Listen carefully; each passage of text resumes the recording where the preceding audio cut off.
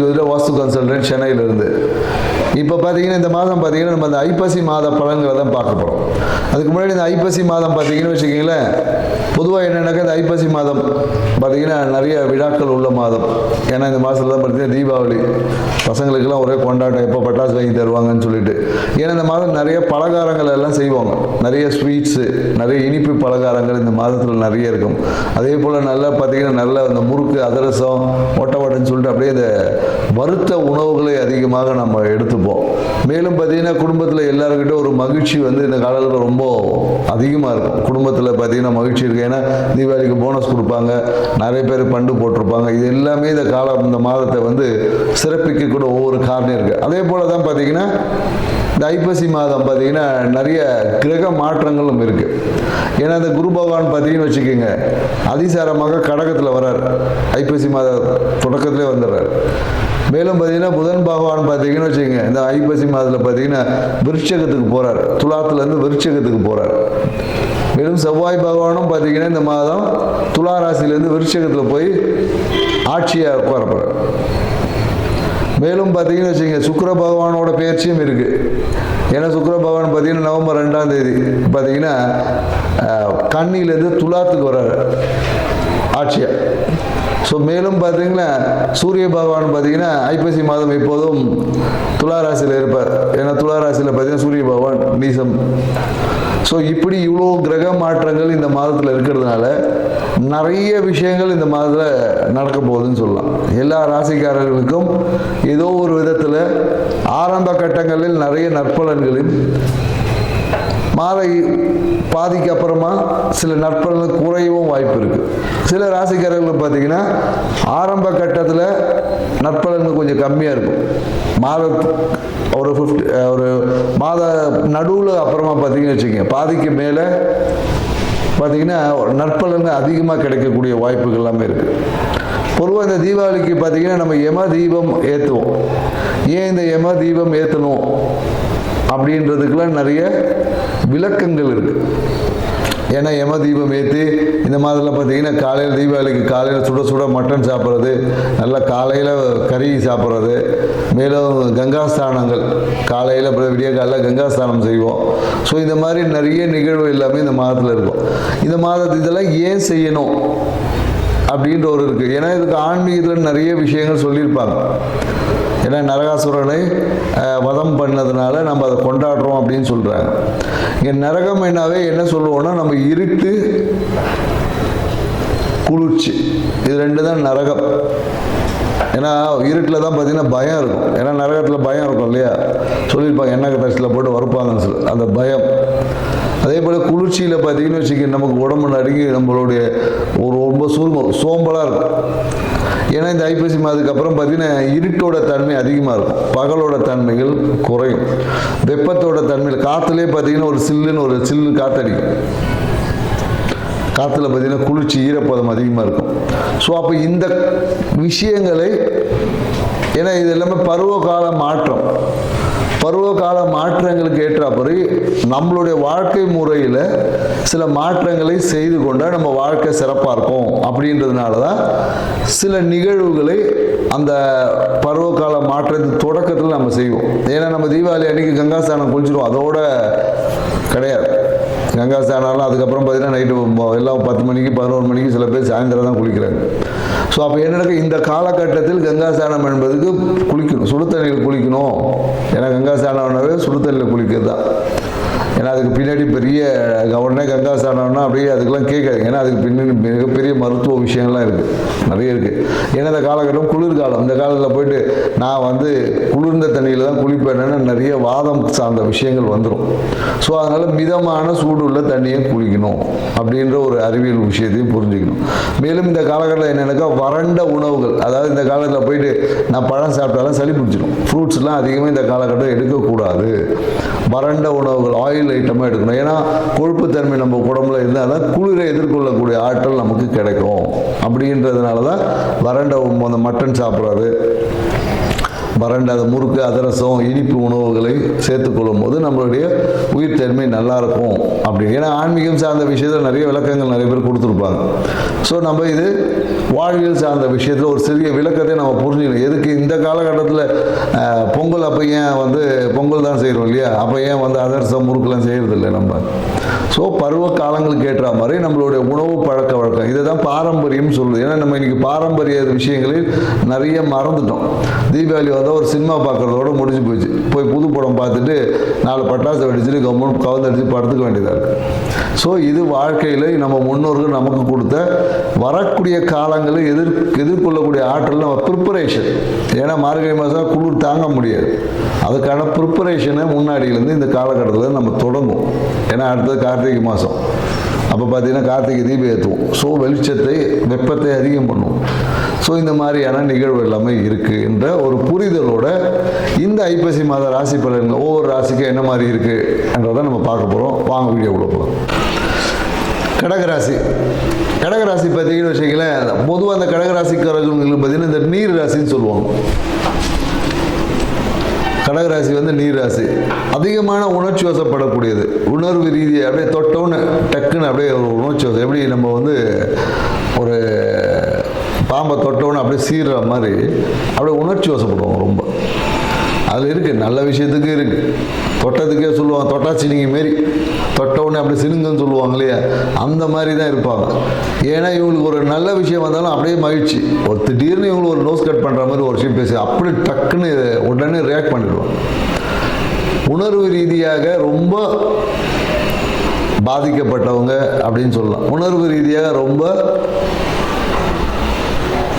பாதிக்கப்படக்கூடிய ராசியில் கடகராசியும் ஒன்று.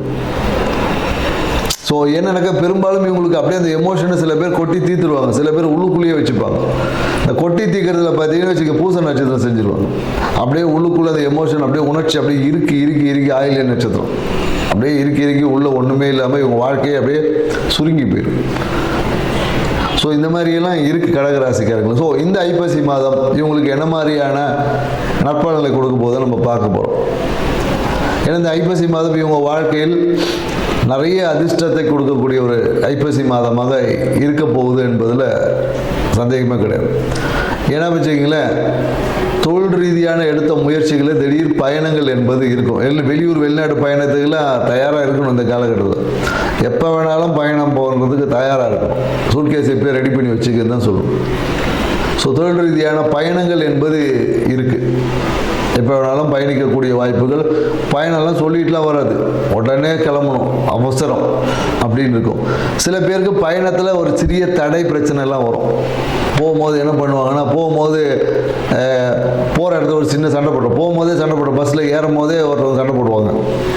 அப்படி இல்லைன்னா அந்த இடத்துல போகக்கூடிய இடத்துல ஒரு வாக்குவாதங்கள் வரும்.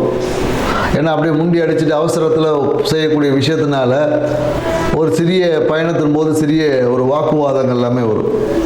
ஸோ அதனால் கொஞ்சம் கவனமாக இருக்கணும். எங்கேருந்து கொஞ்சம் பொறுமையாக இருந்தீங்கன்னா ஓகே. ஏன்னா அந்த காலத்தில் மனம் வந்து ரொம்ப அந்த ஒரு அவசர கதியில் இருக்கும். வேலை தேடுறவங்களுக்கெல்லாம் பார்த்தீங்கன்னா இந்த மாதம் கொஞ்சம் வேலை கிடைப்பது என்பது கொஞ்சம் கஷ்டம் தான். ஒரு சிறிய தடைகள் வரும். ஏதாவது ஒரு விதத்தில் தடை, போய் போலீஸ் வெரிஃபிகேஷன் வாங்கிட்டு வாங்க சொல்லுவாங்க. இல்லைன்னா ஏதாவது ஒரு மேனேஜர் வர மாட்டார். ஏதாவது ஒரு விஷயங்களுக்காக ஒரு இழுபறி நிலை வரும். அடுத்த மாதம் இவங்களுக்கு கார்த்திகை மாதம் பார்த்தீங்கன்னா கண்டிப்பாக அந்த வேலை என்பது கிடைக்கும். ஸோ மனசில் பார்த்தீங்கன்னா ஒரு சிறிய அவசரத்தினால ஒரு மன அழுத்தம் இருக்கும் இந்த காலகட்டத்தில். மன அழுத்தம் இப்போ எல்லாருக்கும் மன அழுத்தம் இருக்குது. கடகராசிக்காரங்க மட்டும்தான் மன அழுத்தம்னு சொல்ல முடியாது. அதுவும் இவங்களுக்கு என்னக்கா வேலை சார்ந்த விஷயத்தில் இருக்கும். வேலையில் என்னென்னாக்கா சும்மா இருந்திருப்பாங்க, திடீர்னு ஒரு ஒர்க்லோட கொடுத்து நாளைக்கே எனக்கு செஞ்சு கொடுக்கணும் அப்படின்னுவாங்க. அப்போ அதை இவங்களால் அந்த அளவுக்கு வேகமாக செய்ய முடியாது. அதுக்காக தன்னையே வருத்திக்கும் போது அது கோபமாக வெளிப்படும். அதனால் வீட்டில் இருக்கிறவங்ககிட்ட எப்போதும் எரிஞ்சு பேசுவாங்க. இப்போ கேட்பாங்க, வீட்டில் இருக்கிறவங்களாம் கேட்பாங்க, என்ன சும்மாங்க இதை கத்திக்கினே இருக்கீங்க, இது பண்ணுறீங்க அது பண்ணுறீங்க. ஏன்னா அதிகமாக வந்து இந்த ரூல்ஸை சட்டத்திட்டங்கப்படி நடக்கணும் அப்படின்னு ஒரு கோடு போட்டு ஷெட்யூல் போட்டு வேலை செய்கிறவங்க இவங்க. நிறைய பார்த்தீங்கன்னா 6 மணிக்கு இந்த வேலை, 8 மணிக்கு இந்த வேலை, 9 மணிக்கு இப்படின்னு பார்த்தீங்கன்னா கடகராசிக்காரன் ஒரு ஷெடியூல் போட்டிருப்பாங்க. இந்த ஷெடியூலில் ஒன்று மிஸ் ஆச்சுனாலும் போதும், பேட்டரி டக்குன்னு டவுன் ஆகிடும். அதில் பாதிக்கிறது பார்த்தீங்கன்னா பெரும்பாலும் அவங்க வீட்டில் குடும்பத்தில் இருக்கிறவங்க தான். அவன் மனைவினா கடகராசிக்கார், மனைவினா கணவன், கணவன்னா மனைவின்னு எடுத்துக்கலாம். அது என்னங்க நீங்கள் எப்போ பார்த்தாலும் பாதிக்கப்படுறது மனைவினே சொல்கிறீங்கன்னு நிறைய பேர் கேட்குறாங்க. நான் சொல்கிறது கடகராசிக்காரன் ஆண்னா பெண் பாதிக்கப்படுவாங்க, பெண்ணுன்னா ஆண் பாதிக்கப்படுவோம். ஏன்னா இவங்க அந்த அதிகப்படியான அந்த சட்டங்களை, இவங்களுக்குன்னு ஒரு தனி சட்டங்களை வகுத்துக்கிறதுனால அது சூழ்நிலைகளால் ஏதாவது மாறிடும். அந்த மாறும் போது அப்போ என்ன ஆகிடுது, தேவையில்லாம மன அழுத்தம் வரும், வீட்டில் சண்டை இருக்கும். அதுக்காக ஒரு 4 நாள் பேச மாட்டாங்க. அன்றைக்கி பார்த்தீங்கன்னா ரொம்ப மகிழ்ச்சியாக கடக்க வேண்டிய ஒரு நாளையே ரொம்ப கடுமையாக கடக்க வேண்டிய சூழல்கள் எல்லாமே ஏற்படும். ஸோ அப்போ என்னென்னாக்கா மனசில் பார்த்தீங்கன்னா எதிர்பார்க்காத சில விரயங்கள் எல்லாமே இருக்கும். டாக்குமெண்ட்ஸ் அந்த விஷயத்தில் ரொம்ப கவனமாக இருக்கும். ஸோ டாக்குமெண்ட்டை நீங்கள் எதாவது ரெஜிஸ்டர் பண்ணுறது அந்த மாதிரியான விஷயங்கள் இருக்கும்போது ரொம்ப கவனமாக இருக்கணும். ஏன்னா அதுக்காக சிறிய விரயங்கள் எல்லாமே இருக்கும். நிறைய பேர் இந்த காலகட்டத்தில் புதிய சொத்துக்கள் வாங்கக்கூடிய வாய்ப்பு இருக்குது, வீடு வாங்கக்கூடிய வாய்ப்புகள் இருக்குது. வீட்டுக்காக எடுத்த முயற்சிகள் எல்லாமே கைகூடும் அப்படின்னு சொல்லணும். ஏன்னா இவங்களும் பார்த்தீங்கன்னா இந்த காலகட்டத்தில் ஏதாவது ஒரு வீட்டில் பார்த்தீங்கன்னா ஒரு ஆடம்பர பொருள், குறிப்பாக என்னென்னா இவங்க பார்த்தா வீட்டு வாசலில், கடகராசிக்காரங்க பார்த்தா வீட்டு வாசலில் ஒரு ஆடம்பர பொருள் ஏதாவது என்ன சொல்லுவாங்களே இந்த டெக்கரேஷன் ஐட்டம்ஸ், ஒரு நல்ல கலர்ஃபுல் லைட்டு போடுறது, இந்த மாதிரிலாம் கண்டிப்பாக இந்த மாதம் நீங்கள் பண்ண தான் போகிறீங்க. இதுக்காக விஷயங்களில் ஈடுபடுவீங்க. மேலும் என்னென்னாக்கா இந்த காலகட்டத்தில் பார்த்தீங்கன்னா கடகராசிக்காரர்களுக்கு வந்து பாக்கிய அதிபதியான குரு பகவான் அதிசாரமாக இந்த ஒரு மாதம் கடகராசியில் இருக்கார். அப்போ என்னன்னாக்கா இந்த காலத்தில் புதிய ஒரு குருவை சந்திக்கக்கூடிய ஒரு வாய்ப்பு இருக்கும். குருவோடைய ஆசீர்வாதத்தை பெறக்கூடிய வாய்ப்பு இருக்குது. இல்லை குரு உபதேசத்தை பெறுவாங்க நிறைய பேர். இல்லைன்னா ஒரு குருவை சந்திக்கக்கூடிய வாய்ப்பு. குருவை நீங்கள் சந்திக்கல, அவர் வந்து உங்களை சந்திச்சுட்டு போவார். அப்படியே ஒரு சும்மா ஒரு பெரிய ஒரு குருமாரை போராடணும், அப்படியே கடகராசி வீட்டுக்கார நின்று கொஞ்சம் தண்ணி கொடுப்பேன்னு குடிச்சிட்டு போவோம். ஸோ இந்த மாதிரியான நிகழ்வுகள் எல்லாமே உங்கள் வீட்டில் நடக்கும். அதே போல் என்னென்னாக்கா ஊரில் வந்து என்னென்னாக்கா ஒரு கௌரவ ஆன்மீகத்தில் இருக்கும்போது கோயிலில் வந்து ஒரு கௌரவ பதவியெல்லாம் கொடுப்பாங்க. அந்த விழா கமிட்டி தலைவர் அப்படின்ற மாதிரி ஏதோ ஒரு பதவிகளை கிடைக்கக்கூடிய வாய்ப்பு எல்லாமே இந்த காலகட்டத்தில் இருக்குது. புதிய நகை, தங்க நகை வாங்கக்கூடிய ஒரு வாய்ப்பும் இருக்குது. ஆனால் எனக்கு அந்த குழந்தைகளால் இந்த காலத்தில் ஒரு பெரிய பிரச்சனையும் வரும். குழந்தைகளால் ஒரு கௌரவ விஷயமும் இருக்கும், குழந்தைகளால் பிரச்சனையும் வரும். புதிய கடன் முயற்சி, ஏதாவது கடன் வாங்கக்கூடிய சூழல் கூடுவாங்க, ஒரு கடன் கேட்பாங்க. நிறைய பேர் இந்த காலகட்டத்தில் பார்த்தீங்கன்னா கடகராசிக்காரர்கள் கடன் கேட்டு நச்சரிப்பாங்க. காசு கடன் கொடு, காசை கடன் கொடு, இல்லைன்னு சொல்லவே முடியாது. யாராவது பணம் சார்ந்த விஷயத்தில் ரொம்ப ஒரு சிறிய ஒரு நெருக்கடிகளை சந்திக்கக்கூடிய ஒரு காலமும் வரும். பணம் சார்ந்த விஷயத்தில் சிறிய பிரச்சனைகளும் வரும். காசு கொடுத்தா பிரச்சனை, கொடுக்கலனாலும் பிரச்சனை, ரெண்டுமே இருக்கு. அப்போ எவ்வளோ கொடுக்கணுன்றதை நீங்கள் தீர்மானிச்சுக்குங்க. ஏன்னா கொடுத்தா திருப்பி வருமானலாம் தெரியாது. பொதுவாக கடகராசிக்காரங்களை பணத்தை கொடுத்தாங்கன்னா தர்மமாக தான் போகுது, யாருக்கும் திருப்பி வந்ததை என்கிட்ட சொன்னதே கிடையாது. ஸோ அதனால் கடகராசிக்காரர்கள் பணம் விஷயத்தில் ஒரு சிறிய நெருக்கடிகளை சந்திக்க வேண்டும். பணம் உங்கள் கையில் இருக்கும், நீங்கள் மற்றவங்களுக்கு கொடுக்கறத தான் பிரச்சனை, கொடுக்கல் வாங்கல தான் இப்போ பிரச்சனையாகும். ஸோ அதனால் அந்த விஷயத்தை கொஞ்சம் சரியாக பார்த்து ஹேண்டில் பண்ணிக்கோங்க. திருப்பி வராதுன்னு நினச்சி ஒரு சின்ன அமௌண்ட் கூட கொடுக்கலாம், அதிக அமௌண்ட்டை கொடுத்துட்டு பிரச்சனை சந்திக்கிற காட்டில் ஒரு சிறிய அமௌண்ட்டை கொடுக்கலாம். சில பேர் என்னென்னாக்கா வட்டிக்கு கடன் கொடுத்தீங்கன்னா கடகராசிக்காரெல்லாம் வட்டியே வாங்க முடியாது, அசல் எங்கேருந்து வாங்குறது. அதனால் கடன் கொடுப்பதை கடகராசிக்காரர்களுக்கு தவிர்த்துக்குங்க.